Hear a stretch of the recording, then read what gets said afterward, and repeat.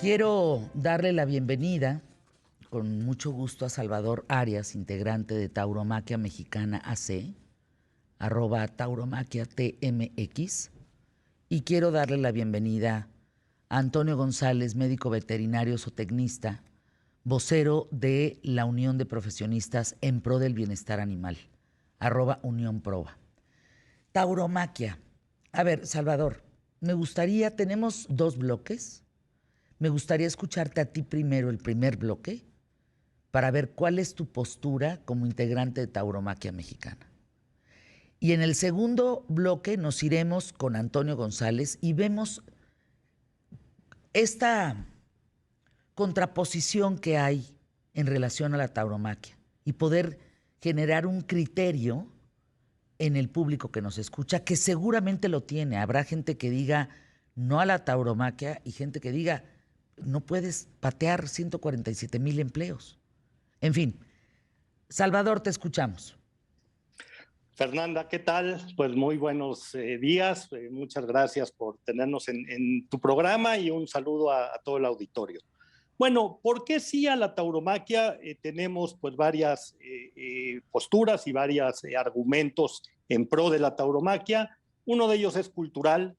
La tauromaquia forma parte de la cultura de un grupo de mexicanos, forma parte del patrimonio cultural inmaterial de un grupo de mexicanas y mexicanos que debe ser respetado. Por otro lado, es una cuestión de libertades. Consideramos nosotros que en un Estado democrático no es válido que un grupo quiera imponer obligatoriamente al resto de la sociedad su moral, su forma de ver la vida. Los poderes públicos tienen que limitarse a crear un marco jurídico y un marco institucional en el que quepan todas las opciones morales, en el que quepan todas las voces. Hay también un aspecto económico, como bien se mencionaba en la introducción, 80,000 empleos directos, 147,000 indirectos, una generación económica de 7,000 millones de pesos, 800 millones de pesos de impuestos al fisco. Y hay también una cuestión de carácter ecológico, en el sentido que la ganadería de Bravo, en sus más de 140,000 hectáreas, es un lugar que cuida el medio ambiente, que el entorno medioambiental es perfectamente bien cuidado y que la desaparición de la tauromaquia supondría también la extinción de la raza del toro de lidia. Extinción de la raza del toro de lidia. Explícanos las características, nacimiento y muerte, todo el proceso de un toro de lidia. Bueno, el toro de lidia pues es dentro de la especie de los bovinos una raza completamente especial, una raza completamente distinta al resto de los bovinos. Es un animal pues que tiene unas características peculiares, tanto pues como de conformación como de la cuestión pues más importante para el efecto de la tauromaquia, que es un animal que tiende a atacar, tiende a embestir, que es un animal que pues sirve para esto, para la tauromaquia. Es un animal, además, pues ha sido a lo largo de muchos años seleccionado genéticamente por el ser humano, que ha tenido, pues, digamos, una evolución para pues, la lidia moderna, como se conoce el día de hoy. Y podemos decir que además es el animal, quizá, de los mejores cuidados de cualquier raza y cualquier especie. Viven en extraordinarias condiciones de vida, son alimentados perfectamente, son cuidados por veterinarios, tienen un entorno donde pueden desarrollar su naturaleza básicamente pues en libertad. Y pues bueno, señalar también que únicamente el 7 u 8% de los toros de lidia son los que llegan a una plaza de toros. Entonces es un animal que vive en un entorno privilegiado, que vive con los mejores cuidados y que su objetivo y su finalidad es precisamente llegar a una plaza de toros. De no llegar a una plaza de toros, ¿cuál sería la vida de este toro? Bueno, desde luego, los animales que no llegan, los toros de lidio, que no llegan a la plaza de toros, muchos de ellos, bueno, pues como todos los bovinos, se van pues al matadero, son sacrificados para su consumo. Esto es muy importante señalar porque es una de las cuestiones que hay mitos ahí. La carne de toro se consume, es una carne además de extraordinaria calidad que se puede consumir perfectamente, incluso en España ya tienen un sello de raza autóctona que está ahorita siendo incluso retomada o por muchos chefs muy famosos allá en España. Pero bueno, precisamente por las características fisiológicas, por cómo se desarrolla el toro de lidia, no es un animal cuya carne sea, digamos, buena para el negocio. Es decir, un toro de lidia tarda 4 años en llegar a los 490, 500 kilos, mientras que pues un animal de engorda a los 2 años, a los 2 años y medio, 2 años, pues cubre los 600, los 700, ¿no? Entonces, bueno, pues el destino es precisamente para los que no van a la plaza, van pues a un matadero, a consumirse como carne, y desde luego, pues de acabarse las corridas de toros, no tendría sentido la crianza de los toros de lidia. ¿Desaparecería la raza? Pues bueno, evidentemente ya sería muy difícil que algún ganadero le interesara criar toros de lidia, cuando pues el fin y el objeto y por lo que se hace esta crianza del toro de lidia es para que esa pequeña cantidad, el 7, el 8%, puedan llegar a una plaza de toros. Entonces, pues se espera que sí pudiera desaparecer, y lo vemos en países que en algún momento llegó a haber corridas de toros, como Cuba, como Argentina, como Uruguay. Pues es una raza que ya no existe. Al no haber corridas, pues no hay toros de lidia. La ley actual, entiendo, en pro del bienestar animal, no solo se enfoca al toro de lidia, se enfoca también a gallos de pelea. En otros estados de la República no existe suspensión. En algunos estados, como lo mencioné, Guerrero, en fin, pero la suspensión actual, entiendo, solo se aplica a la alcaldía donde está la Plaza México, Salvador. En efecto, Fernanda, es pues dentro de un juicio de amparo, esto hay que señalarlo muy bien. Como sabemos, en el juicio de amparo tiene esta figura precautoria que se llama suspensión, primero una provisional que se otorga pues al momento de interponer el juicio de amparo, posteriormente viene esta suspensión definitiva, que el efecto que tiene es simplemente una medida precautoria para que el acto que se reclama, que en este caso es la posibilidad de que la alcaldía Benito Juárez dé permisos para la realización de corridas de toros, que ese acto se suspenda hasta en tanto se resuelve el fondo del amparo. Hay que señalar que esta suspensión puede ser recurrida y que tenemos conocimiento que la empresa de la Plaza México, que es la tercera perjudicada en este juicio de amparo, ha interpuesto precisamente ya o estará por hacerlo el recurso para ir contra esta suspensión. O sea, ¿habría vuelta para atrás, en palabras sencillas? Habría desde luego vuelta para atrás. Si el tribunal colegiado determina revocar esta suspensión, la empresa de la Plaza México podría dar corrida de toros hasta en tanto se resuelva el fondo del amparo.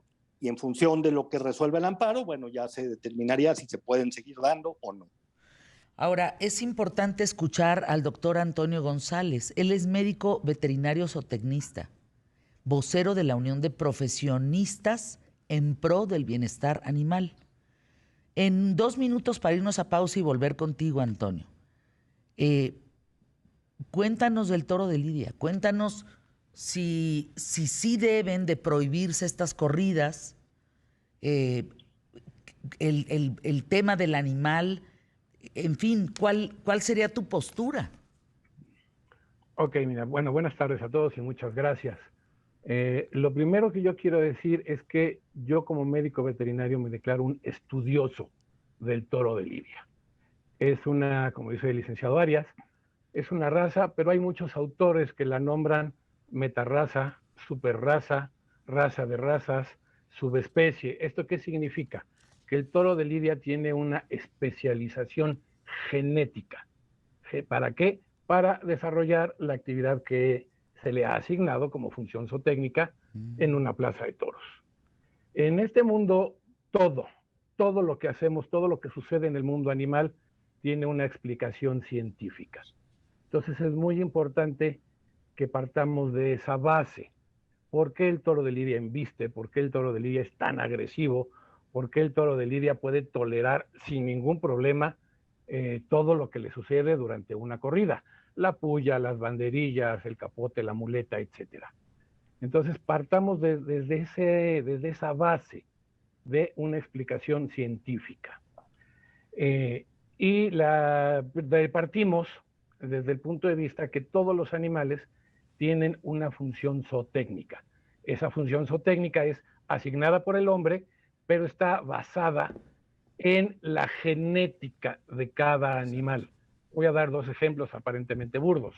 Uno, una vaca lechera, su genética la hace producir mucha leche.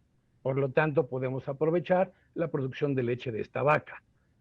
Un novillo de engorda, como lo dijo el licenciado Arias, desarrolla masas musculares importantes en un tiempo de vida muy corto. Por lo tanto, podemos aprovechar la carne de estas razas de carne, de producción de carne. El toro de lidia, su función zootécnica es ser lidiado en una plaza.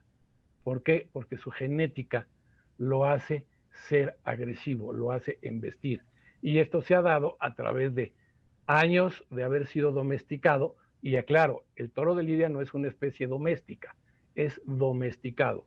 ¿Por qué? Porque conserva sus características propias de un animal salvaje, su agresividad, su forma de comportarse, y además lo criamos en grandes espacios de terreno, prácticamente en una libertad absoluta, que le da estas características al toro, que conserva su...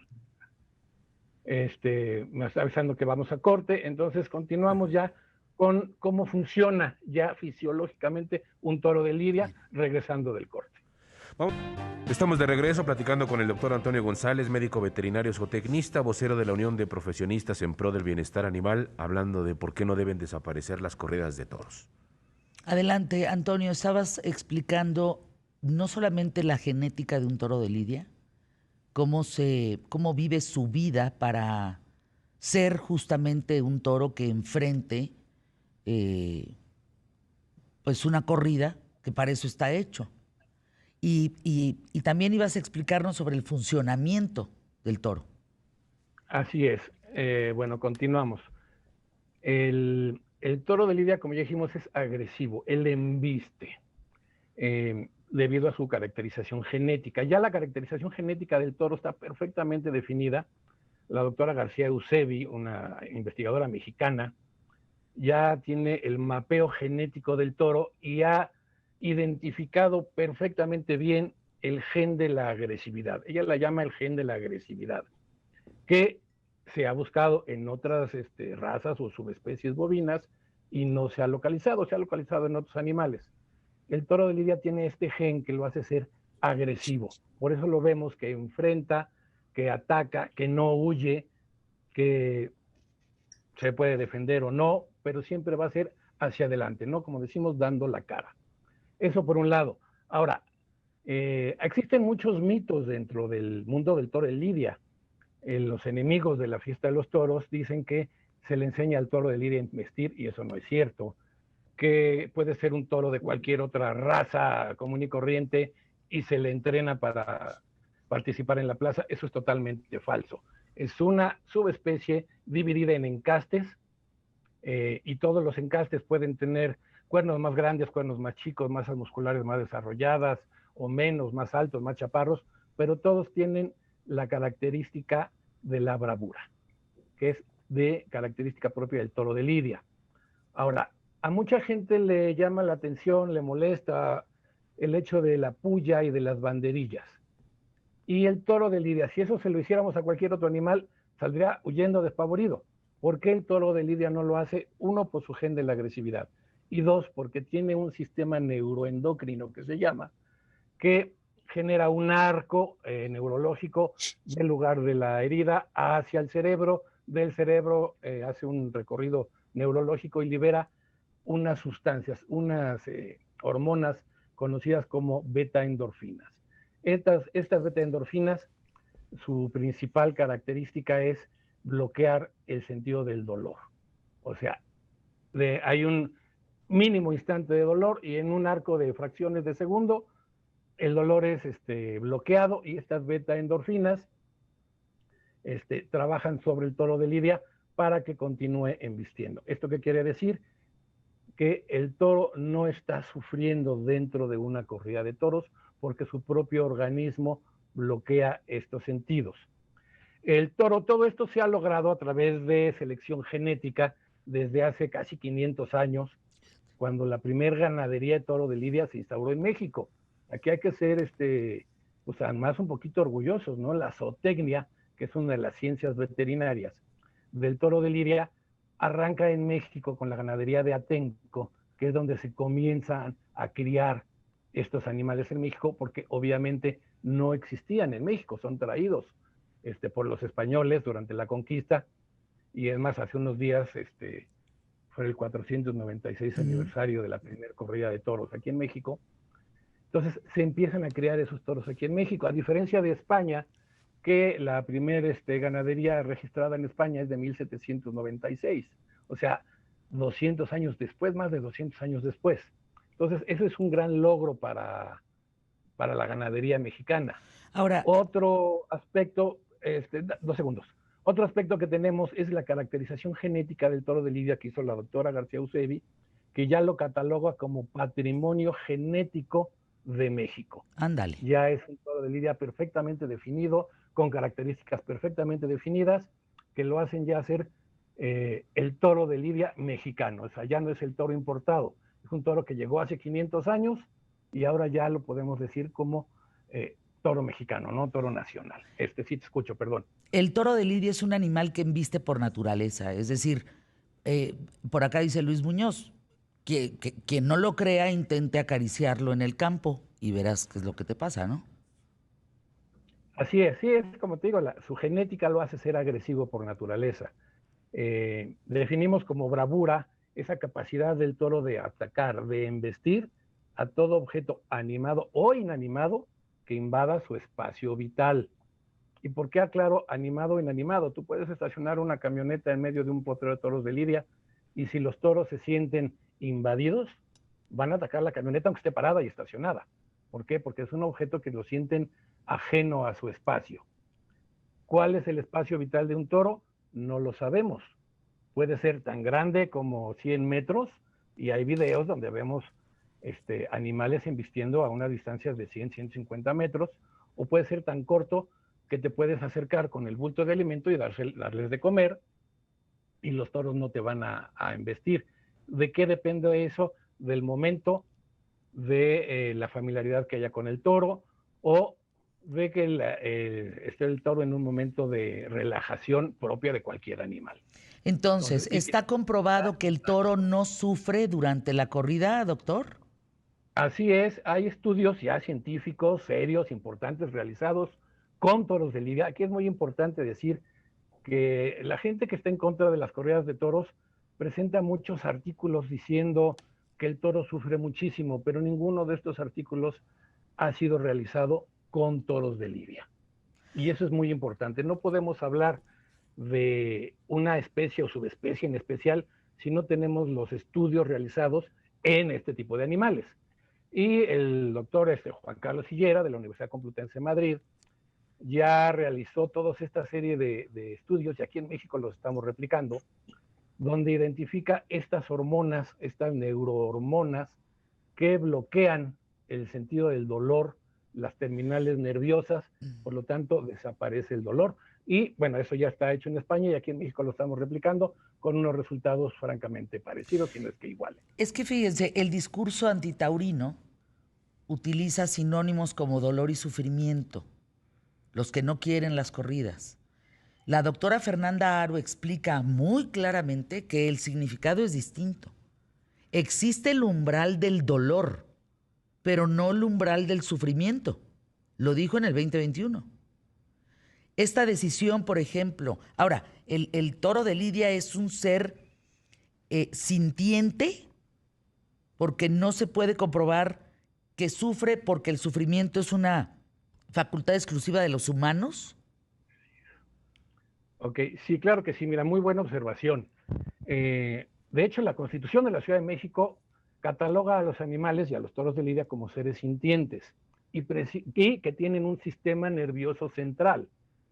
Ese sistema nervioso central precisamente hace la maravilla del toro de Lidia porque posee esa característica que les estoy explicando de este arco neuroendocrino que libera las beta-endorfinas.